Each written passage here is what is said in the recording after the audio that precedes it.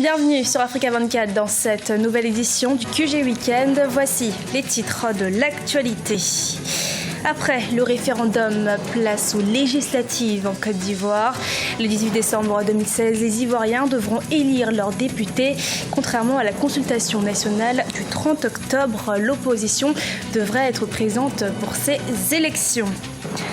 Lancement de la semaine de la citoyenneté et de la paix en Guinée, une première édition placée sous le thème citoyenneté et civisme pour la paix, la démocratie et le développement. Elle se tiendra jusqu'à ce lundi 7 novembre 2016. Plan Sénégal émergent et habitat social, 10 000 logements sociaux sont en cours de réalisation au sein du pôle urbain de Diamniadio. La population dénonce en revanche la cherté des maisons en construction. En Côte d'Ivoire, la date des élections législatives est désormais connue, fixée au 18 décembre 2016. Ce scrutin verra la participation de l'opposition. On fait le point avec Zahra Mohamed Moucho. L'opposition ivoirienne s'inquiétait de l'absence de calendrier électoral concernant les élections législatives. L'officialisation qui s'est donc fait attendre n'est intervenue que ce 3 novembre, après une annonce faite par le porte-parole du gouvernement. En application de la législation électorale ivoirienne et sur proposition de la Commission électorale indépendante, les collèges électoraux de Côte d'Ivoire sont convoqués le dimanche 18 décembre 2016 en vue de l'élection des députés à l'Assemblée nationale. Le Front populaire ivoirien, le principal parti de l'opposition qui avait boycotté le scrutin il y a 5 ans, a annoncé qu'il participerait cette fois à l'élection.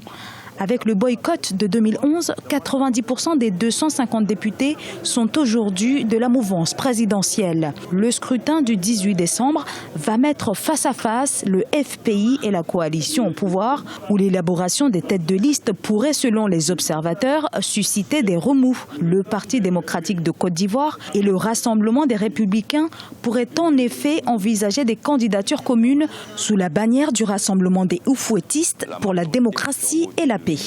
L'enjeu des législatives qui arrivent est très énorme et il est important que toute la classe politique et aussi la population prennent conscience de cela.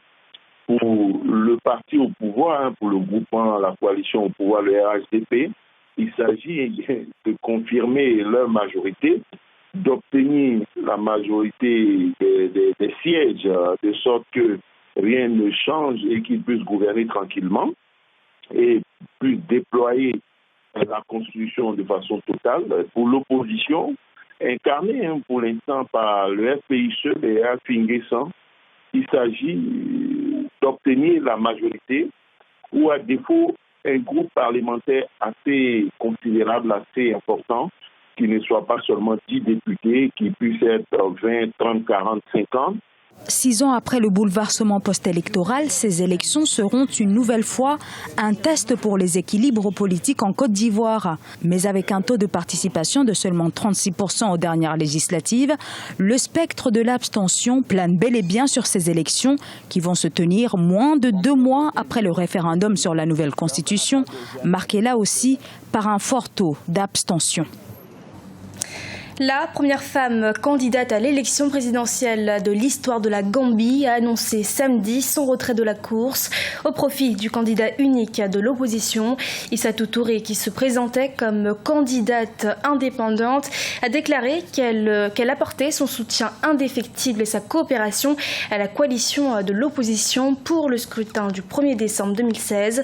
À savoir que cette partie d'opposition ont désigné comme candidat unique Adama Barrow pour tenter de battre le président sortant Yahya Jammeh au pouvoir depuis 22 ans et qui brigue un 5e mandat. La Guinée vibre depuis le 1er novembre 2016 au rythme de la Semaine nationale de la citoyenneté et de la paix. Organisée par les autorités nationales, cette manifestation vise à inculquer chez le citoyen guinéen l'esprit du civisme que celui-ci incarne. Reportage en Guinée de notre correspondant Emmanuel Milimono.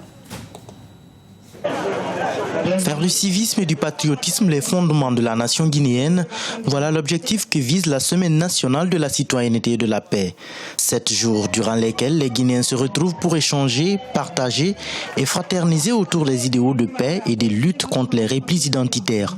Cette première édition intervient après des années de violence dues notamment aux processus électoraux dans le pays et se déroule sur l'ensemble du territoire national. Ce n'est pas pour une semaine, ce n'est pas pour 2 jours, mais il faut que l'acte soit pérennisé sur toute l'étendue du territoire parce qu'on a besoin des bons Guinéens qui peuvent respecter les principes et les normes de notre société.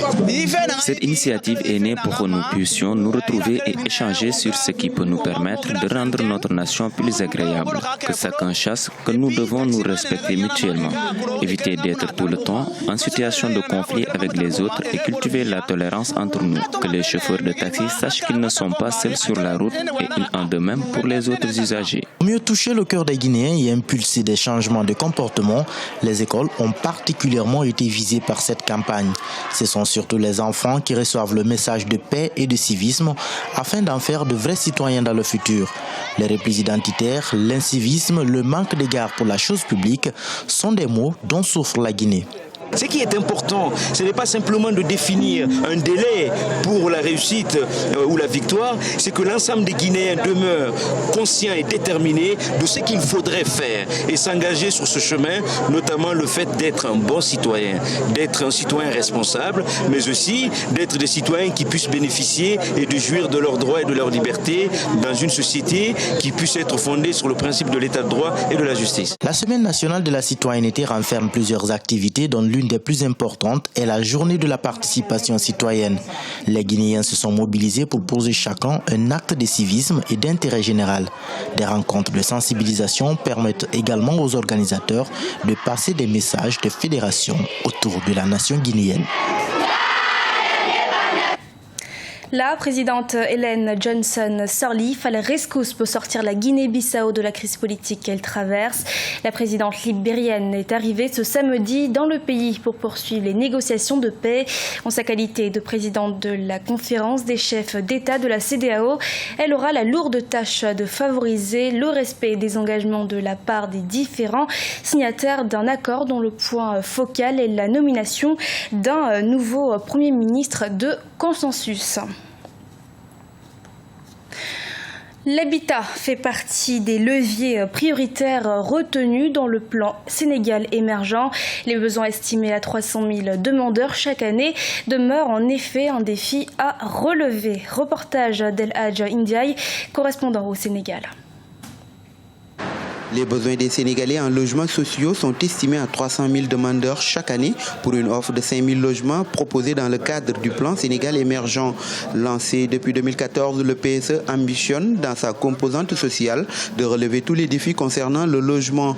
Ainsi, sur le nouveau pôle urbain de Diamniadio, plusieurs dizaines de projets immobiliers sont en cours d'exécution. À terme, des milliers de logements devraient être construits pour permettre à chaque famille sénégalaise de disposer d'un toit. Donc j'invite nos compatriotes également à s'inscrire massivement dans ces logements, parce que les logements, quand on les construit, c'est pour qu'il y ait des acquéreurs.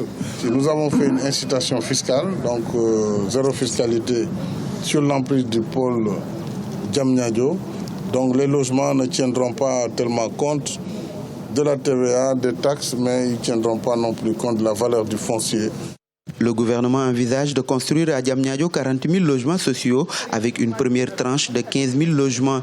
Ils seront attribués aux populations moyennant une mensualité à verser pendant 15 à 25 ans. D'ailleurs, ils jugent un peu cher ces logements sociaux qui coûtent entre 12 et 15 millions de francs CFA. Chaque fois, c'est quelque chose que je dis. Donc, aussi, la forme à revoir, c'est le problème des 3F.